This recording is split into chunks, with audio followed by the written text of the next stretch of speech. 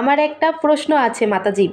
আমার বংশের মানুষ মারা গেছে, বুধবার একাদশীর দিন আমি কি একাদশী করতে পারবো? অনেক সুন্দর একটা প্রশ্ন করেছেন যে কেউ যদি মারা যায় তাহলে যদি একাদশী পাই সেই একাদশী কি আমরা পালন করতে পারবো? হরে কৃষ্ণ সকলকে। আমি আপনাদের সকলের প্রিয় বৃন্দা, আপনাদের শ্রীচরণে আমার কোটি কোটি প্রণাম জানাই। তো শুরুতেই বলতে চাই যে একাদশী বা শ্রী হরিবাসর তিথি ভগবান শ্রী বিষ্ণুর অত্যন্ত প্রিয় একটা দিন। তো মাসে 2টা করে একাদশী ব্রত পাই এবং যেসব ভগবানের ব্রত রয়েছে, বিশেষ করে জন্মাষ্টমী, রাধা অষ্টমী, গৌর পূর্ণিমা, এসব ব্রতগুলো আমাদের অবশ্যই নির্দিষ্ট নিয়ম অনুযায়ী পালন করতে হবে। এখন আসি যে কেউ মারা গেলে কি একাদশী ব্রত পালন করা যাবে?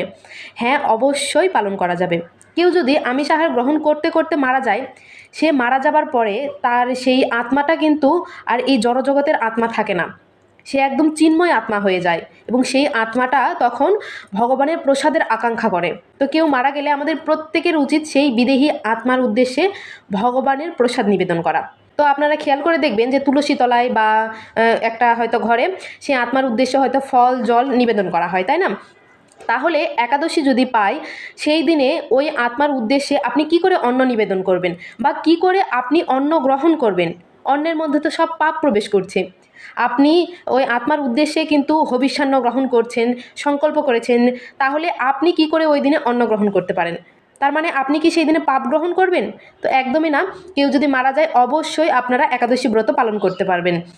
আরেকটা কথা, তো কেউ মারা গেলে তো শ্রাদ্ধ করতে হয়, তাই না? তো একাদশীর দিনে যদি শ্রাদ্ধ পায় তাহলে সেই শ্রাদ্ধটা পরের দিন আপনারা সম্পন্ন করতে পারবেন, এটাতে কোনো অসুবিধা নেই।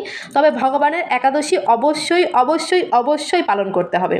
তো এটার সম্পূর্ণ বিবরণ, বিশেষ করে মানুষ মারা যাবার পরে কতদিনে শ্রাদ্ধ করা উচিত, কিভাবে কি করতে হবে, সব কিছু আপনারা পেয়ে যাবেন গরুড় পুরাণে 6ষ্ঠ স্কন্ধে। তো আপনারা অবশ্যই একাদশী ব্রত পালন করতে পারবেন। আশা করি আমি আপনাদের সকলকে বোঝাতে পেরেছি। আর ভিডিওটা ভালো লাগলে অবশ্যই শেয়ার করে দিবেন। রাধে রাধে।